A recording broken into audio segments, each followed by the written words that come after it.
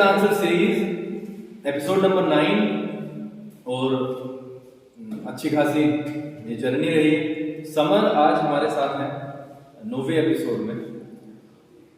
Summer पहले genetic का part नहीं हुआ करते थे, बट अब से कुछ समय पहले he became a part of genetic. और पार्ट ही नहीं कहूँगा बल्कि अब एक जो पूरा का पूरा अप्रोच है इस बच्चे का, उसको देख करके मैं कहूँगा कि इम्पोर्टेंट पार्ट।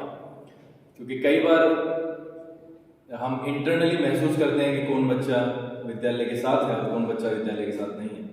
अब से 10-15 दिन पहले की बात मैं करना चाहूँगा। 10-15 दिन पहले हमने शॉर्ट वीडियोस बनाई थी और उसमें सडनली समर का नाम लिया गया था और समर ने उस ऑफर को एक्सेप्ट किया और एक शानदार तरीके से वो 2 मिनट की वीडियो को फिनिश किया था। वो एक तरीके से स्टार्टिंग हम कह सकते हैं इस पूरे जर्नी की। मैं प्राउड फील करता हूँ कि 9वें एपिसोड में हम बैठे हैं और ये कहीं ना कहीं एक कॉन्सेप्ट था, नया कॉन्सेप्ट था और ये काफ़ी कुछ देखे जा रहा है बच्चों को। बच्चे इसमें इंटरेस्ट ले रहे हैं और आज मेरे पास 1-2 फ़ोन भी आए हैं।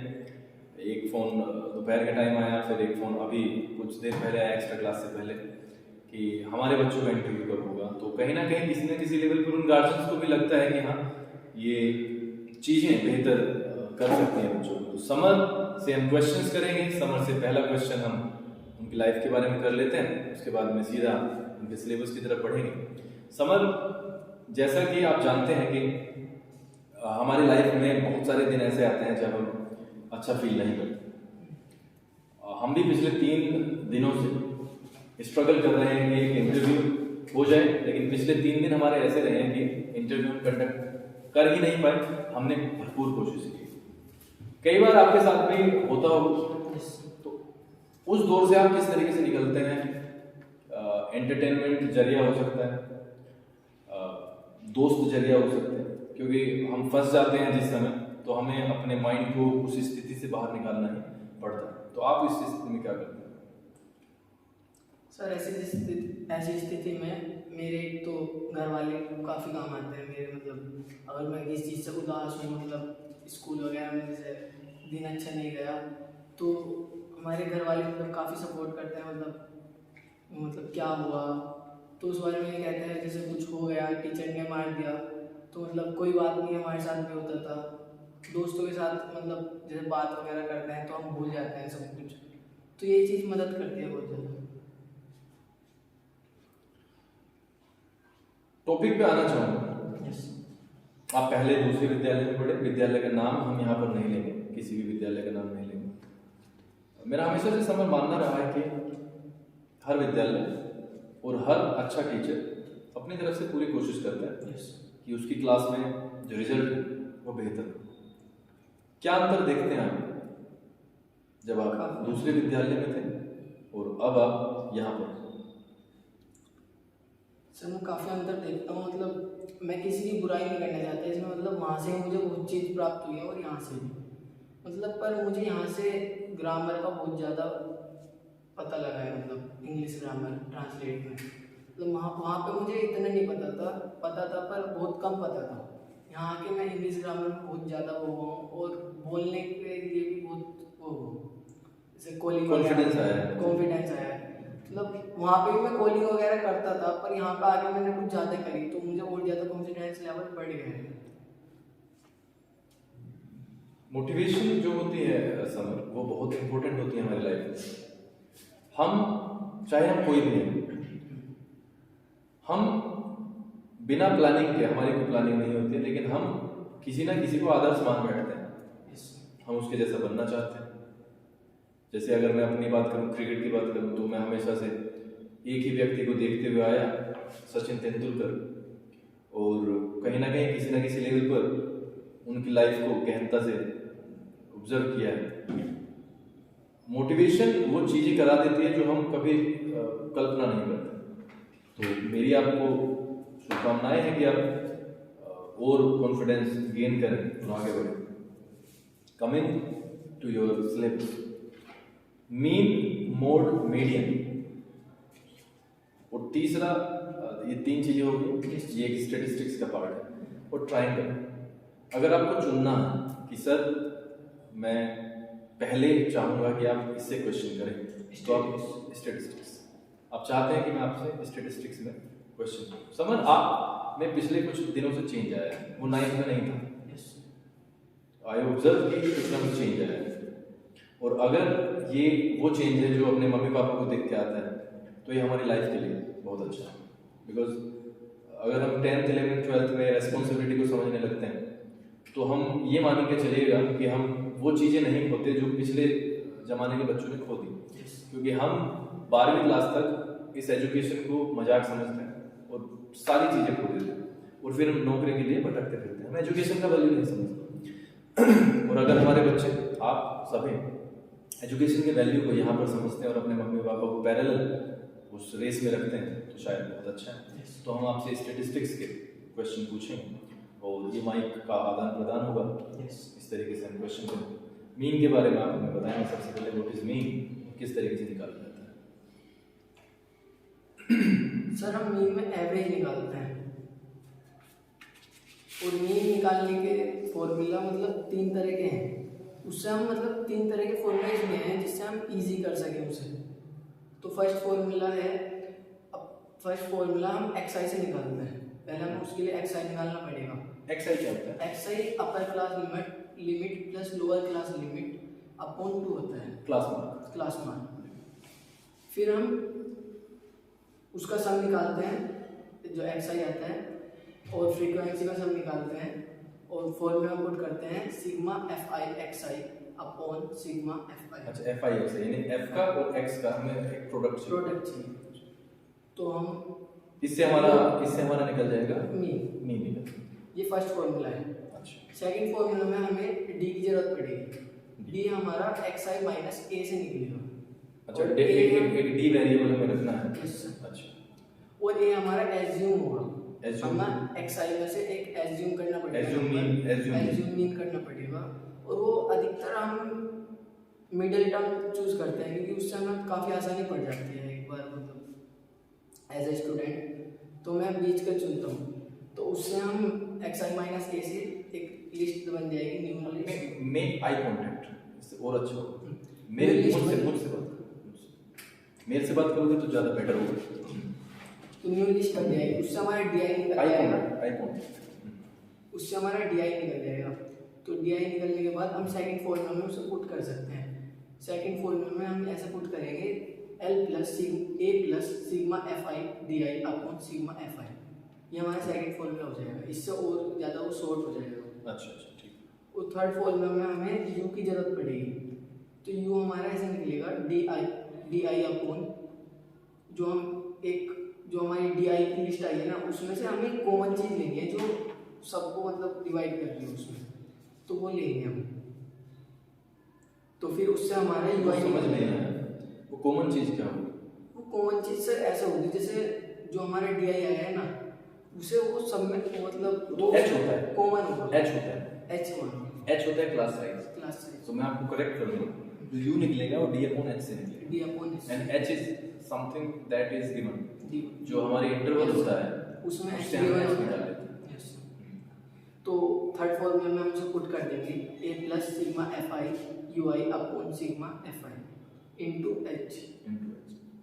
इसके 3 फॉर्मूले। यहाँ से आप कहना चाहते हैं कि अगर हम यूआई का फॉर्मूला हम इस्तेमाल करें तो वहाँ से वैल्यूज छोटी हो जाएगी। Yes sir. वैल्यूज इसलिए छोटी हो जाएंगी क्योंकि आपने एच से उसे भाग किया।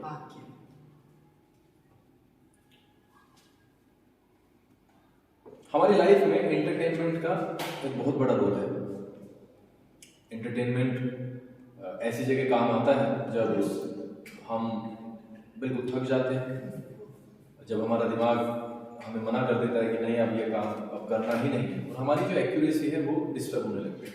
उस टाइम पे हम एंटरटेनमेंट का सहारा लेते हैं। आप क्या सोचते हैं एंटरटेनमेंट के बारे में? एंटरटेनमेंट एक ऐसा है मतलब जैसे हम बोर हो गए तो एंटरटेनमेंट हमारे लिए कुछ भी हो सकता है। जैसे मूवी देखना, किसी के लिए कॉमेडी फिल्म देखना, गेमिंग की वीडियो देखना। तो एंटरटेनमेंट वो है जो हमें रिलैक्सेशन दे। जैसे हम पढ़ाई कर रहे हैं तो हमें रिलैक्सेशन चाहिए, तो एंटरटेनमेंट रहना चाहिए। तो मैं एंटरटेनमेंट के लिए थोड़ी बहुत मतलब गेमिंग की वीडियो देखता हूँ। मुझे गेमिंग की वीडियो ज़्यादा अच्छी लगती है। कभी ऐसा हुआ है कि गेमिंग की वीडियो जैसे आपको अच्छी लगती हैं और वो हावी हो गए हैं आपकी पढ़ाई पे?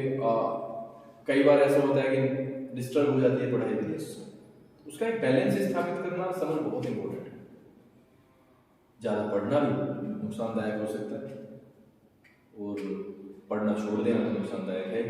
तो आप किस तरीके से तालमेल बैठाते हैं, किस तरीके से इस बैलेंस को स्टैब्लिश करते हैं? सर मेरा कुछ टाइम पहले ना ज़्यादा मतलब गेम में ज़्यादा फोकस होने लगा था, तो मैंने सोचा मतलब ऐसे पढ़ाई तो हो नहीं पाएगी, 10th में आ गए हैं ऐसे भी, तो उस वजह से मैंने ना अपने मोबाइल में से गेम डिलीट मार दी। तो उससे मतलब मैंने पापा वाले में कर रखा है, पापा वाला कम मिलता है, तो इससे मतलब एक वो लेवल बना रहता है, मतलब कितना लेना है, कम से कम लेना है, तो उसमें पढ़ाई में भी ध्यान लगता है। और गेमिंग में तो मतलब जैसे पापा कभी कभी मोबाइल मिलता है तो उसमें गेम भी कम खेला जाता है। मम्मी पापा के लिए क्या करना चाहते हो?